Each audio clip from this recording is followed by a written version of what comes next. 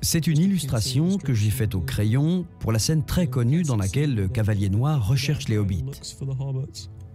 Je me suis beaucoup amusé à faire le storyboard précis de cette scène. Je crois que j'étais très inspiré. John et Alan venaient de nous rejoindre sur le projet. J'avais surtout envie de dessiner avec précision une illustration au crayon.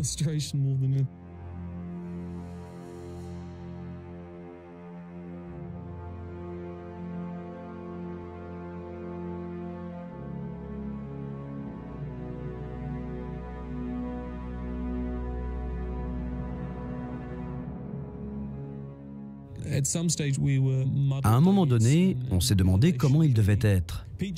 Pete voulait qu'il soit terrifiant, qu'il fasse très peur, au point qu'il n'était pas tout à fait convaincu qu'il serait aussi terrifiant s'ils étaient créés par ordinateur.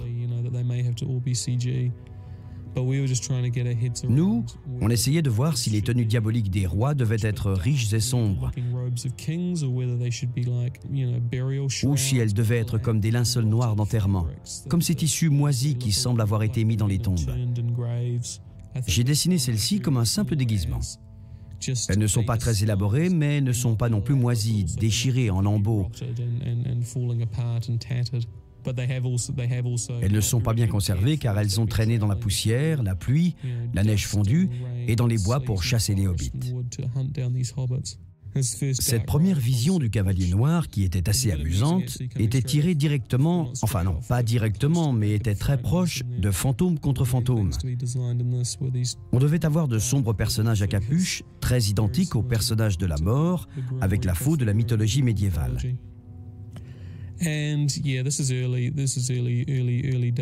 Oui, ce sont les premiers jours.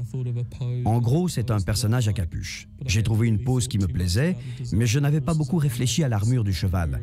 Il a l'air de briller beaucoup et il est un peu arrondi à être dessiné, mais ça semblait fonctionner.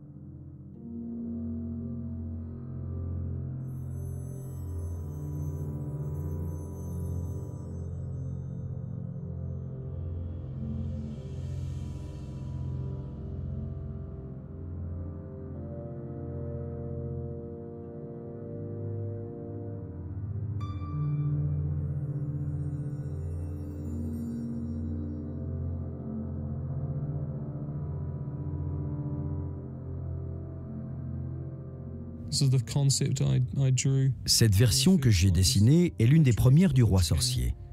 Il est comme ça quand Frodon le voit. J'ai simplement lu le livre.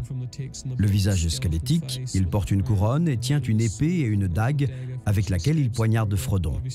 Bien sûr, ils font plus peur que ce personnage, mais c'est l'une des premières idées trouvées avec pas grand-chose d'autre que le livre.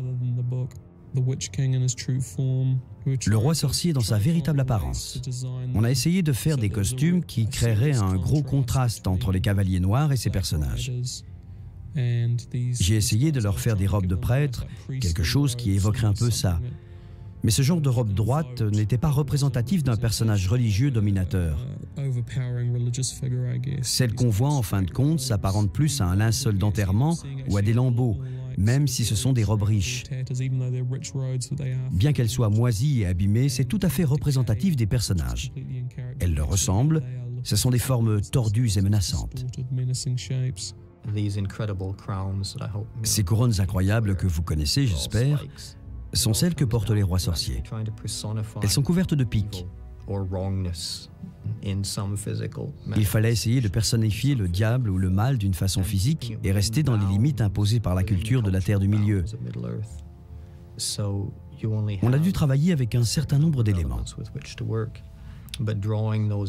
Les développer jusqu'à l'extrême limite du monde du mal et du diable fut vraiment très amusant à faire.